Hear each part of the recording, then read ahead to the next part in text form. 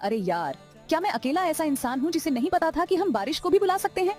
Cloud seeding यानी कृत्रिम वर्षा तो कमाल की टेक्निक है। इसमें बादलों को सिल्वर आयोडाइड, पोटेशियम आयोडाइड या सूखी बर्फ जैसी चीजों से सीड करते हैं। ये कण नमी को खींचते हैं और बड़ी बड़ी बारिश की बूंदें बनाते हैं। इससे उन बादलों में भी बारिश हो जाती है जो बिना सीडिंग के बरस नहीं पाते। क्लाउड सीडिंग तो सालों से हो रही है और मौसम विज्ञान का बहुत ही रोचक हिस्सा है, लेकिन इसका असर हवा के हालात और दूसरी चीजों पर भी होता है। जो लोग साइंस के दीवाने हैं, उनके लिए तो ये बहुत ही मजे की बात है कि हम आसमान से भी बारिश मंगा सकते हैं। तो अगली बार जब तुम बारिश में नाचो, तो याद रखना कि ये सिर्फ कुदरत का ही नहीं, बल्कि साइंस का भी कमाल हो सकता है। खोजते रहो, सोचते रहो।